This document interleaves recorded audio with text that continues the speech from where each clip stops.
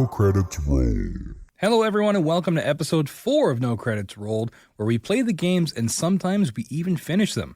My name is Sam Whalen, and for the news portion of today's show, we're going to change things up just a little bit. I want to look ahead at 2024 and discuss what each of the major console manufacturers are planning. So we're covering Nintendo, Xbox, and PlayStation in today's episode. And of course, after that, I'll give my thoughts on what I've been playing lately. So let's get into it. We're going to start with Nintendo here, because it's the company I know the least about, quite frankly. But the biggest thing for Nintendo is the Switch 2. We're all kind of waiting for the official announcement of that. It has been much rumored, much anticipated for, 2 years now? A year and a half? There was a rumor before the Switch OLED came out that it was going to be the Switch 2 with, 4K graphics and things like that. That didn't happen, but the Switch OLED is very pretty if you own one. If you play handheld especially, because otherwise you're not really getting that on the TV screen. You only see that with that fancy OLED screen in your hands. But personally, I'm really hoping they call it the Super Switch, kind of like the Super Nintendo back in the day. I think that would be a very cool name. I don't know if they're going to do that, but I mean, they did Wii U, so it's like, do they really, the naming conventions are kind of loosey-goosey. So I've got an article here from Robert Hart at Forbes. The headline reads, Nintendo boosts Switch sales forecast, but stays quiet on console successor. So this is a quote from Robert Hart. Quote, Nintendo raised its outlook for Switch sales recently and insisted the aging console would remain its central focus heading into 2024, but keeping quiet on plans for its hotly anticipated successor after the hardware held its own against newer competitors with new additions to the Japanese giant's popular Mario and Zelda franchise. Of course, we're talking about Tears of the Kingdom and Mario Wonder, I imagine. Also Mario Odyssey if you go all the way back to the beginning of the Switch, but I don't know. But I wanted to highlight some sales numbers for Tears of the Kingdom to show just how much of a juggernaut this game was. So Tears of the Kingdom sold about 20 million copies in 3 months, which is just ridiculous. It was also nominated for a ton of awards. Of course, it was up for Game of the Year. It did not win, but it was nominated. And of course, Tears of the Kingdom, critically acclaimed. I enjoyed it a lot more than Breath of the Wild. I don't remember if I've talked about it on this show yet. I think I talked about it on the Insights into Things episode where we covered the Game of the Year discussion, which was sort of the infant stages of this podcast now. So you can go check that episode out to get more of my thoughts on Tears of the Kingdom. Another game that I have yet to finish, I'm at the final boss fight. So, it's fair game for the show if I want to talk about it. The Switch is the third best-selling console of all time. This is from Jess Weatherbid at The Verge. Quote, Nintendo's third quarter earnings report shows that the Switch, Switch OLED, and Switch Lite, I forgot about the Switch Lite, achieved 8.2 million combined unit sales between October 1st and December 31st in 2022. So these numbers are a little outdated. Bringing the lifetime total lifetime unit sales for the console to 122.55 million since it was released in 2017. Isn't it crazy to think about that the Switch came out in 2017? I mean, we're in 2024 now. We're almost a decade with the Switch. And boy, does that make me feel old. Now, what I want to talk about here is, does Nintendo necessarily need to rush out a Switch 2? I mean, Tears of the Kingdom would be a great final tentpole game to send the console out on, and that's kind of what a lot of people were anticipating when that game came out, because it still runs great on the original Switch, despite it being an almost 10-year-old piece of hardware. And that just goes to show the talent of these developers working with what they got. It's not the graphical powerhouse that something like a, Horizon Forbidden West or something is. But it's the art direction that carries those games, because you don't need to be photorealistic if your art direction is strong enough, because that can carry a game, alone. Now, what is Switch 2, assuming it comes out within the next in our lifetime, would it be able to compete with a PS6 or the next Xbox? I'm not even going to try to speculate on what they're going to call the next Xbox, because they seem to change that naming convention every release. I'm not sure a Switch 2 would be able to compete. But Nintendo is often its own animal, and their fans are diehards, but Nintendo is usually in its own conversation. If one of their big franchises like Mario or Zelda or a Pokemon game came out, hopefully a Pokemon game that runs just at all would be nice. It's going to make money no matter what. So Nintendo really doesn't need to stick to the traditional, competition release cycles with these other companies, and that's kind of what I want to get across. I'm not saying Nintendo is less than these other, the Sonys and the Microsofts in this race, but I think Nintendo has always been, and that's one of the reasons why they've cultivated this big fan base, is because they are their own animal, and they kind of do whatever they want, and it's been working for a very long time, and there's no reason they're going to change that. Now, there's a lot of speculation that we're going to get that Switch 2 announcement sometime this year, officially a Switch 2 announcement, because up until now, it's been just a ridiculous amount of speculation. So is Nintendo going to just ride out this year with their releases, and then we're going to get something prepping us for 2025 with the Switch 2? Super Switch? I'm going to hold out hope for that? Maybe. I looked up a list of some of the upcoming games Nintendo has for this year. There's Princess Peach Showtime, which looks like a ton of fun. It looks like another platformer that's probably going to be fantastic from Nintendo. Metroid Prime 4, and I put a question mark next to that in the show notes because is that game ever going to come out? Is that a real game? We don't know. They've been talking about it forever. That might be one of the things that they hold for Switch 2. I don't know if they'd make it a launch title because I'm not sure Metroid has the mass market appeal that something like a Mario or a Zelda has. But where is Metroid Prime 4? I'm not even that big of a Nintendo fan, and I'm wondering. I can't imagine if you're a diehard Metroid fan that's been, tracking every morsel of news we get about this game. You're probably pulling your hair out. You might be bald by now from all the hair you've pulled. What else we got? Luigi's Mansion 2 HD, which people like Luigi's Mansion. I've personally never played it, but hey, gonna get another one of those. Mario vs. Donkey Kong recently released at the time of this recording, I believe. So that's out in the wild, and that is a remake of a Game Boy Advance game, I think. Nintendo fans, you can correct me in the comments. Because guys, I'm going to be honest. I'm not really the Nintendo guy. I play the big releases, but I'm not deep in there. I didn't grow up with the SNES and stuff like that. I played a lot of Wii. I played the Switch a lot. But I'm not necessarily on the beat with Nintendo like a lot of very diehard Nintendo fans are. One final game, Paper Mario Thousand Year Door, which that game looks so cool. And I probably will get that one day one. I never played the original Paper Mario. So it's fun. We're getting a updated version of that as well. And all these games that I've just listed are probably going to perform well. I'm not sure if there's sales numbers out for Mario vs. Donkey Kong yet, since it is very, very recently out at the time of recording. But all these games are those Nintendo IPs that no matter what you might think the audience for them are, there is an audience out there and they're going to buy these games. Now, of course, looking at the Switch 2, whenever that does come out, Nintendo loves their ports, their HD ports, their remasters, things like that. So you got to wonder, is the Switch 2 going to be carried by remasters of Switch games? Personally, I would love a remake or an updated version of Pokemon Scarlet and Violet, because basically the main reason I'm not playing that game is because it runs so poorly and looks horrific.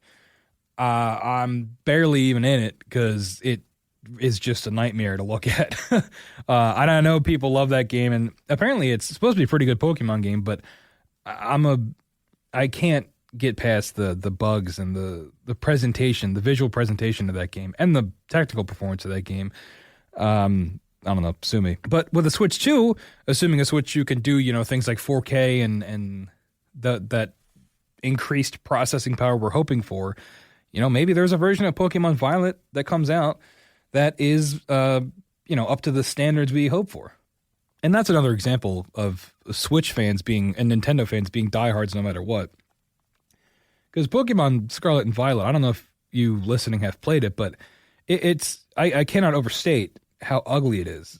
But it still made a ton of money when it came out. And I'm part of the problem, right? Because Game Freak is going to continue to release these busted games, and people are going to continue to buy them. And I bought it, so, can I really complain? Yes, I can. But anyway, do we think the Switch 2 is going to have a big launch game? Maybe a 3D Mario? It's been a while. Not counting Bowser's Fury. I'm talking more like a Mario Odyssey kind of thing, where it's like that more AAA level of Mario. The next big Mario game. Not necessarily the 3D, 2D platformer stuff that we've been doing. I would love that, because I really want to go back and play Odyssey. I really enjoyed that game. I was a big fan of Galaxy when those came out on the Wii. Galaxy 1 and 2. So I'm a sucker for those games as well. And I think it's very Nintendo to launch your next console with a big Mario game or a big Zelda game to kind of back it up. Now, I don't think Breath of the Wild came out with the Switch, but I think it was within like a month or two of the Switch releasing. So, launch window. But I think something like that would really help it get catapulted even more, especially if it's something that, you show the new Mario game and it's on the Switch too and it looks incredible. So yeah, really, I mean, when we're wrapping up the conversation about the Nintendo Switch here, it's the Switch 2 that we're waiting for. And, are we going to get that news? When is that news coming? And what kind of technical specs are we getting for this next console? I'm excited to find out. I'm excited what the price point's going to be for it when it is announced. But really, Nintendo is running out of tricks to pull out of its sleeve to justify continuing to run on almost 10-year-old hardware at this point. But they're still making a ton of money, so it's like they can really, Nintendo's going to take its sweet time, and they really don't need to worry about, fan drop-off or anything like that, because there is not going to be any fan drop-off. So moving on to the next competitor in this race, the Xbox and Microsoft. So when you're looking at the Xbox versus PlayStation battle, Xbox is definitely losing. They're getting pretty dominated by PlayStation. The Xbox lags in sales and in public opinion, honestly, because when you're appealing to, if you're trying to get new gamers in, they're probably going to go with the PlayStation just because of those curated first-party games. There's really not a whole lot of reason to get an Xbox unless you're already grandfathered in, like I was when I was younger. My dad played on the Xbox, so I was an Xbox guy for a while. But Xbox, other than having Games Pass, really doesn't have a whole lot going for it right now. And even still, Sony and PlayStation is made their own version of Games Pass with their different tiers of PlayStation Plus. However, you can feel one way or the other about that, but it's clearly an attempt to be Games Pass, and it's effectively the same thing without those the first party exclusives that Xbox promises with Games Pass. But as we'll get to in this section of the show, the first party promises from Xbox are not necessarily living up to the expectations we were hoping. Now, I don't want to fuel console wars here. I know that can be very toxic, but I do believe that competition can breed innovation. And the current competition is that Sony is running away with it. If Sony completely dominates the market and can scoop up every new gamer, how's Xbox going to remain relevant going forward? And Xbox is trying to answer that. They had like I said at the time of recording, they had a version of their official podcast that kind of detailed their plan going forward. And that included, this is an article from Tom Warren at The Verge. He says, quote, sources familiar with Microsoft's plans tell The Verge that the company is getting ready to launch a select number of games on PS5 and Nintendo Switch. Weeks of rumors suggest that Hi-Fi Rush, Sea of Thieves, and even Bethesda titles like Starfield are joining Bethesda titles like Starfield and Indiana Jones could appear on non-Xbox platforms. I highly recommend checking this article out. I'll see if I can find a way to link it in the description of the show. It's very, very detailed, and it's real journalism, which is not what I'm claiming to do on this show. I have a journalism minor in my degree for a reason. But this article is fantastic and really details it out in much more of an eloquent way than I could ever do. But yeah, this was essentially confirmed on the official Xbox podcast. Phil Spencer came out and said that 4 previously exclusive Xbox games will now be coming to PS5 and Switch. I believe there were rumors of it being Grounded and a couple others. I'm really hoping for Hi-Fi Rush was one of them.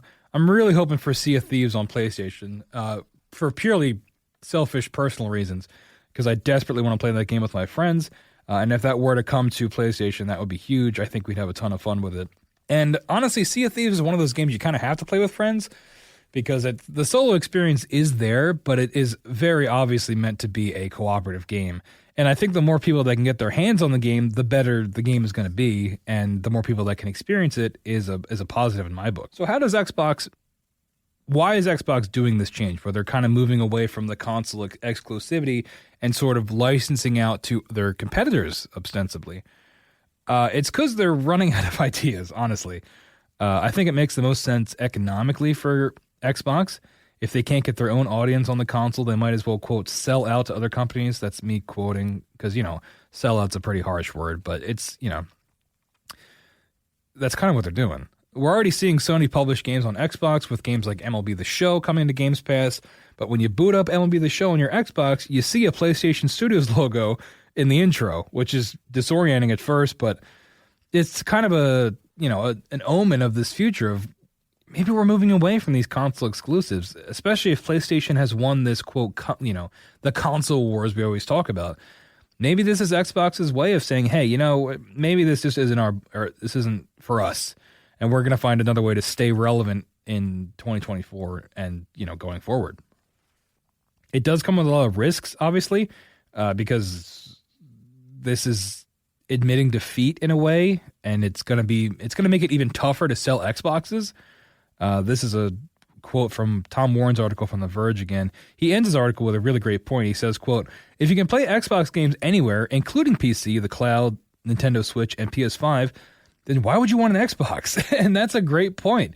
I know Xbox was testing or showcasing sort of a version of a Fire Stick or a Google Chrome stick where it's a very small device that you just put into the back of your TV, and that's how you play your Xbox games. Things are streamed over the cloud, and Xbox is making a huge push in the cloud gaming sphere. I've dabbled with it a little bit on my phone, but for me personally, it's really not something that's relevant to my life. It's good if you travel or if you can't get to a console, but I don't really have that problem. But if Xbox were to go that way of saying, okay, well, we're not going to sell, a $500-$600 console, but you can spend maybe $100 on a 4K Xbox stick. They got to come up with a different name. And then you pay for Games Pass every month, which continues to go up in price. Then maybe that's how they make their money. Is it going to be as much money as Sony would make with a PS6 release with a, Last of Us 3 or God of War 3? I don't know. But maybe that's the only option left for Xbox at this point because they've had so many failures. The Games Pass appeal is not quite what it used to be. And I tell people all the time to get Games Pass, but, with the release of Redfall and Starfield and those games were not good, in my opinion. And critically, they were not received well either. So why is Games Pass important and relevant? And you're still getting that Netflix of gaming, but a big selling point for Games Pass was those first-party games. And if two of the biggest ones, I think they were both of the biggest ones that Xbox had last year, being Redfall and Starfield, come out and are largely disappointments. There are Starfield defenders out there, not so much for Redfall, but then what does that promise of exclusives really mean? Now, I did read a report that I forgot to include in the show for this. It was, I think it might actually be in Tom Warren's article from The Verge. He breaks down Xbox moving their financial goals around, and they were really banking on Games Pass to kind of be very popular with the releases of Redfall and Starfield. But of course, those games were disappointments for most people. So those financial goals had to be re-evaluated. But I'm curious to see what Xbox is going to do going forward. For someone that is fortunate enough to own all three of these consoles, I am very much looking forward to Xbox games coming to PlayStation because I've said this before, but all my friends are on PlayStation. So the more games we can play together, the more games I can con them into buying to play with me is a positive. And I think the more... I was never a super big fan of console exclusivity because I think everybody should be able to play whatever they want, wherever they want.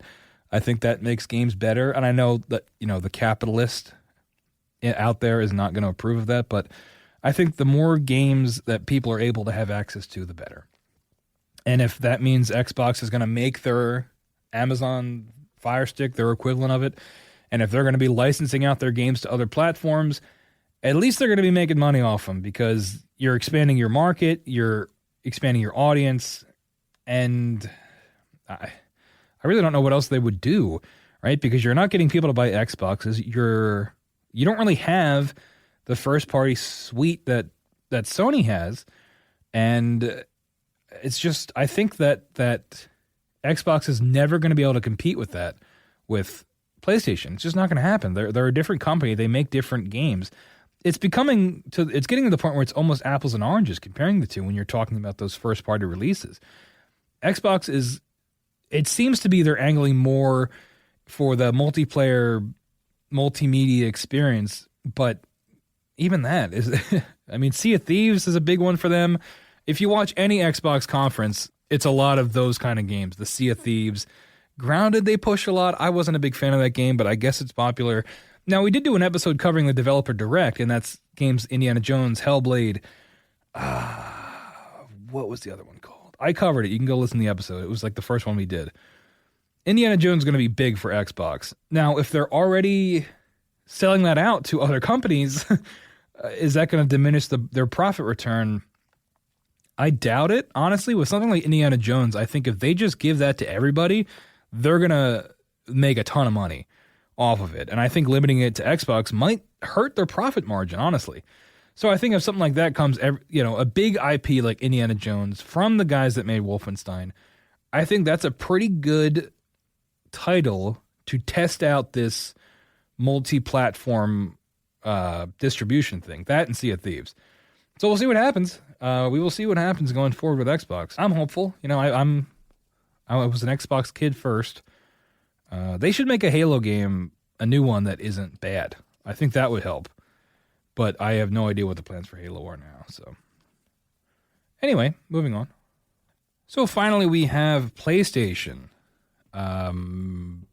You would think that they're in the lead when it comes to mass market appeal.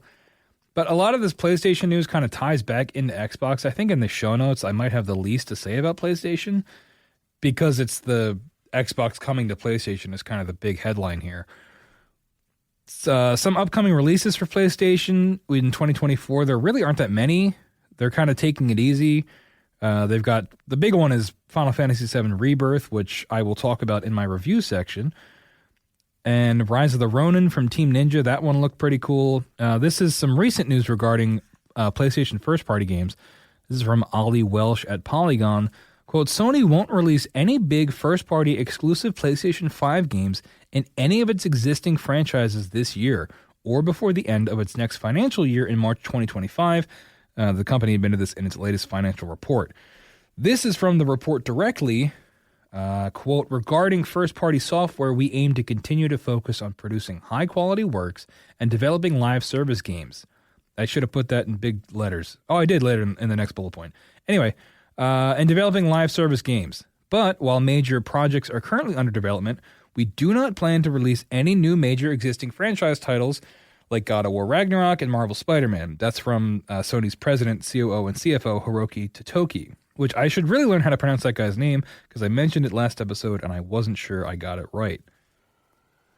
Now, this does make sense, right? We just had Marvel Spider-Man 2. Fairly recently, we had God of War Ragnarok and God of War Valhalla. So these games are recent in the public eye. So it would make sense that Sony's going to take some time off to, gear up for another, a lot of games media people talk about it, and I have myself, setting up the dominoes, waiting for the dominoes to fall. The dominoes pretty much fell for Sony in the last couple of years with God of War, Spider-Man, Last of Us, Horizon, all these things that are their big single-player pillars they came out and they performed fantastically, and now Sony can kind of just hang out, right? I mean, especially with Xbox floundering, with Nintendo kind of waiting for the Switch 2. It's a great time for Sony to kind of catch their breath and be like, all right, let's kind of coast for a little bit, and then we'll ramp back up with, I'm assuming we're going to get Ghost of Tsushima 2. We'll be getting, in a very long time, Spider-Man 3. There's the Wolverine game from all those Insomniac leaks. And this, we're talking, 4 or 5 years down the line with these kind of games.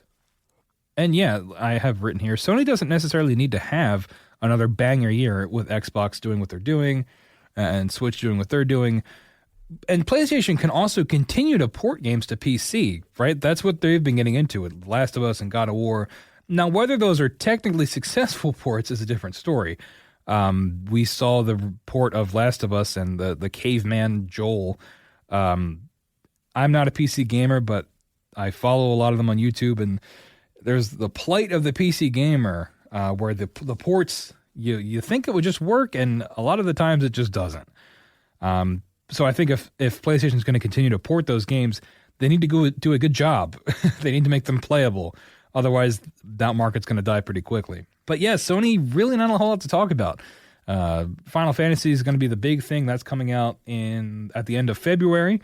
That's probably going to crush. People are very excited about it. I'm excited about it, and I'm not even that big of a Final Fantasy guy. So we're going to see what happens. I think all in all, 2024 is kind of going to be a cooling off period for the games industry.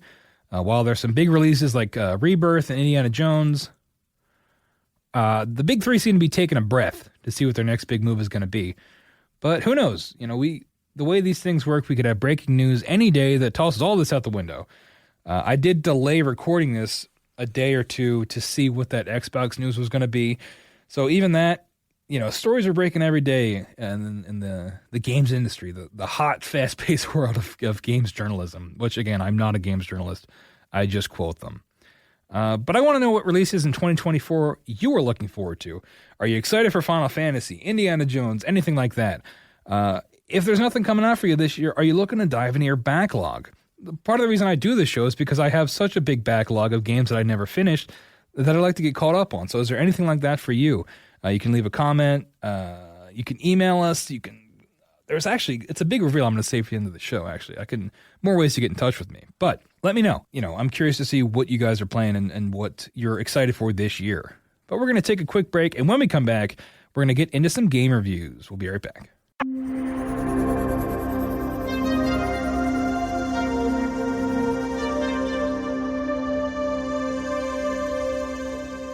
All right, we're back on No Credits Rolled. We just got done covering what the major console manufacturers are going to be doing in 2024, and now we're going to get into the game review portion of the show. First game I've got here is Tekken 8, of course, the fighting game from Bandai Namco. Why did I say it like that? Namco. One of the big fighting games for mainstream audiences, of course, alongside Street Fighter and Mortal Kombat, which also saw recent releases in the last couple of years. So this was kind of the last one we were waiting on to see how good it was going to be. I would like to preface this by saying I'm a very, very casual fighting game fan. Even though I desperately would like to be good at them, I'm just not. I watch fighting game YouTubers and I try to, do what they do and learn from them, but I just don't think I have the reaction time for it and the level-headedness to sort of think on the fly. However, I do really enjoy the story campaigns of these games. I like doing them no matter what. I really enjoyed Mortal Kombat 1's story campaign.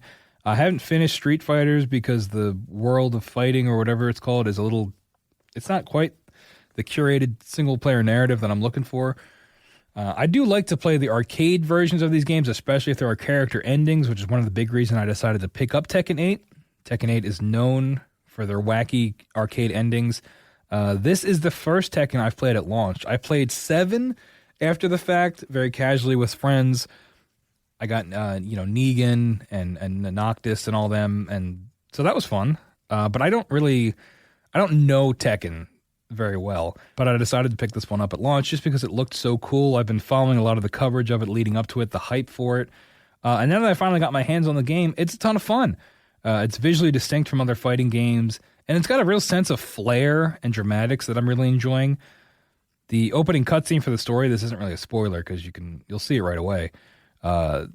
Jin, the main character, he drives a motorcycle up a building and throws it out a helicopter, and I was like, oh yeah, I'm in. This is great. This is exactly right up my alley. The Fast and Furious level of action that this campaign has gotten to.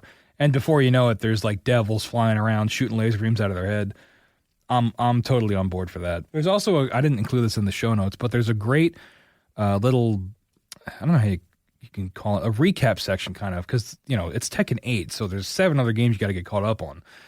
There's little vignette videos you can watch in the game that kind of summarize the important beats to get you ready for Tekken 8, and that was pretty helpful. I've watched lore videos on YouTube, but getting it firsthand from the game was pretty helpful, especially before I start the campaign, because there's a lot of characters and there's kind of a lot going on that you need to be caught up on. Actually, you don't need to be caught up on it. It doesn't really matter that much. But if you want to be caught up, you can be. So I've played probably about half of the story campaign. The combat is very satisfying. Each hit feels earth-shaking and impactful. And you combine that with the visual effects, it's a very enjoyable experience. And it does feel different from, Mortal Kombat and Street Fighter. The game doesn't take itself too seriously either, which I really like. There's a talking panda and a grizzly bear named Kuma who make up the main cast. Kuma's my favorite character. I just think he's funny looking. And apparently he has like a very in-depth backstory. And yeah, like I said before, the arcade endings are also iconic for the Tekken series. And I see why now. They're very funny. I did Kuma's. He has like a romance fantasy with the panda bear. Highly recommend it. That was a 10 out of 10. But yeah, I'm going to give this game a shot and see if I can stick with it. I haven't ventured into online yet. I tried that with Street Fighter for a while, and I just have no ability to get good with these games. Well, we're going to see. You know, there's plenty of characters in there to do the arcade ending, so that'll keep me busy for a while. But maybe I'll main Kuma. Maybe I'll get really good at him and see where the wind takes me. But yeah, if you're looking for a new fighting game, I would highly recommend it. If you like kind of wacky action stuff, this is probably going to be the game for you. So that's Tekken 8. The other game I wanted to talk about today was Final Fantasy VII Remake. The first one. I know what you're thinking, Sam, Final Fantasy VII Rebirth is just around the corner. Why are you just now playing Final Fantasy VII Remake? Well, dear listener, I tried playing it before multiple times, and it never really clicked with me. I feel very late to the party with this one, not just because I didn't play the original Final Fantasy VII. I know that game is beloved, but I gave this remake a ton of tries when it came out and just couldn't really get into it. I lost the narrative of the story pretty quickly, and I found the combat to be pretty overwhelming. It turns out I was just doing it wrong.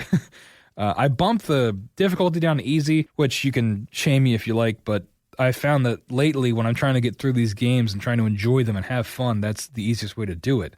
I'm seeing a lot of hype about this sequel, Rebirth, and I actually played the demo first, the Rebirth demo that's out now. I played that, and that kind of got me back interested in Remake, because the demo for Rebirth is awesome. It's a ton of fun. You get to play as Sephiroth, who's like the bad guy, but he's got a cool samurai sword. Like I said, I don't know anything about this series really, but playing that demo, it kind of got me back into it. I was like, all right, let's give it a shot. So I did, and now you can play Remake with the PS5 upgrades, and Remake is just visually incredible looking, right? I mean, the textures, the lighting, the character models, it's ridiculously good looking. I don't know how else to describe it, but it's very, very impressive. And for me, as someone who's easily swayed by visual upgrades, it was the perfect little treat on top to get me back in. I did pick up my old save, which was fairly close to the end of the game, and I'm trying to find a way that we can get my gameplay footage incorporated into the show. So if that's happening and you're seeing my gameplay footage, it's going to be from the end of the game. So spoilers, you can skip ahead if you like, but that was when I started recording. So that's what we're going to use.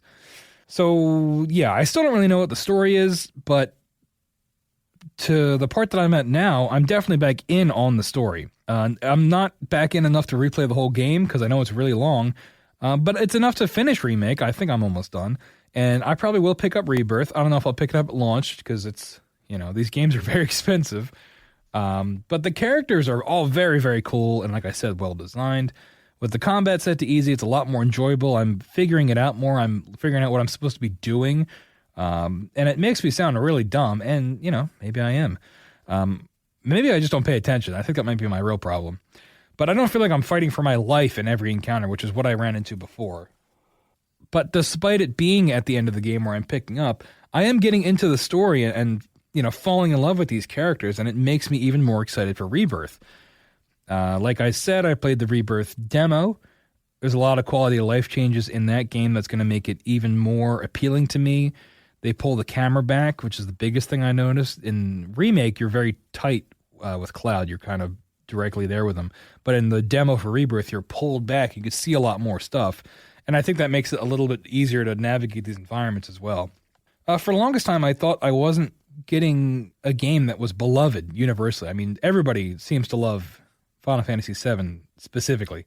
Even if you don't like the other Final Fantasy games, it's like 7, 10, those are the ones that everybody loves. And it's nice to finally be on board, honestly. I mean, I'm hoping that I stick with it and enjoy Rebirth. That game looks like I can play it for 25 years and still find new things. But we're going to see what happens. So yeah, finally late to the party, but enjoying the party nonetheless. Hey everyone, so this is Sam in the editing process, future Sam, speaking to you now.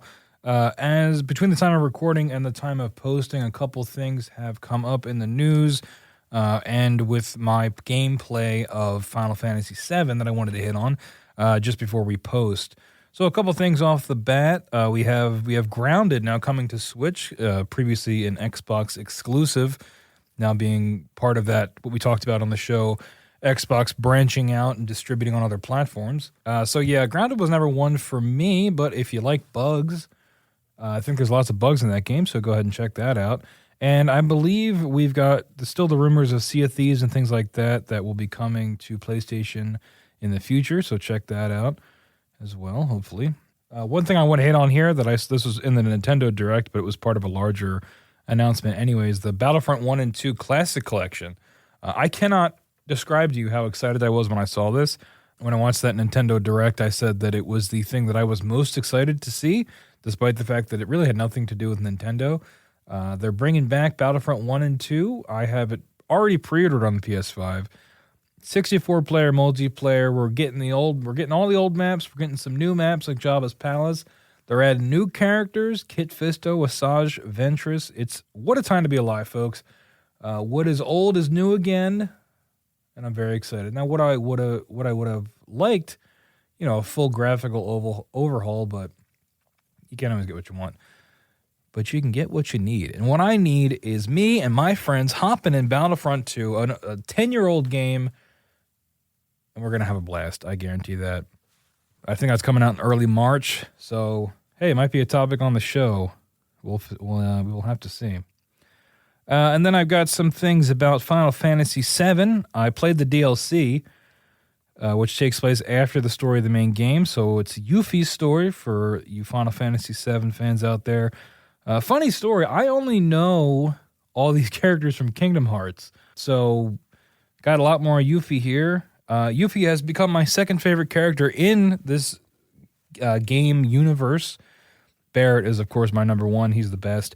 But Yuffie, I really, really came to like her. She's really funny. She made me laugh out loud a lot.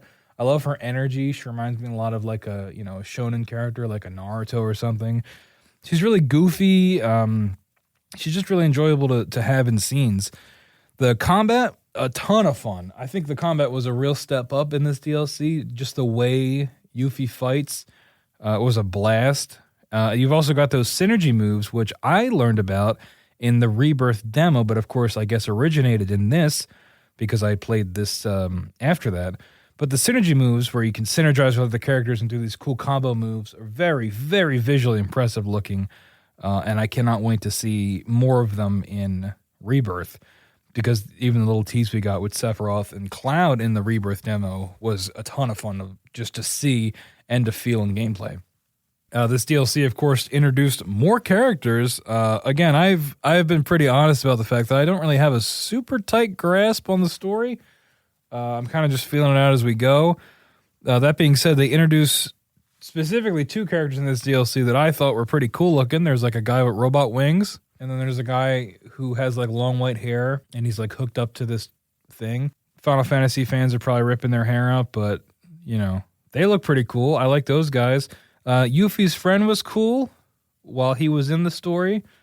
Not necessarily going to spoil what happens to him, but he was cool. He had a big stick sword thing. I like that. But yeah, overall, I just wanted to hit on this because this DLC is obviously very important to the game and is meant to be played alongside it. I'm still really excited for Rebirth. Judging by how we're getting these episodes out every 2 weeks, that might be the topic of our next show. Not the whole topic, unless I want to break down sales numbers. But it might be part of the review portion of the show, because if I can get my hands on it in time. So yeah, stay tuned for that. And we're going to throw it back to past Sam to give you the outro. But yeah, that's going to wrap up episode 4 of No Credits Roll. Thank you so much for listening or watching or wherever you're getting the show. A couple show notes announcements. I decided to move this to the end of the show to hit all this stuff. We are on YouTube now. You can search No Credits Rolled if you would like video versions of the podcast and a bunch of other podcast providers. I believe if you get podcast anywhere, we are likely going to be on that service, so you check us out. You can email questions or comments to us. That's at nocreditsrolled@gmail.com. I got the email address for the show. Pretty cool. This one I'm pretty excited for. I made a call-in line because, I come from radio and I just think a call-in line's cool. So you can call in and leave us a voicemail at 856-209-0713. That's 856-209-0713. And maybe we'll play it on the air.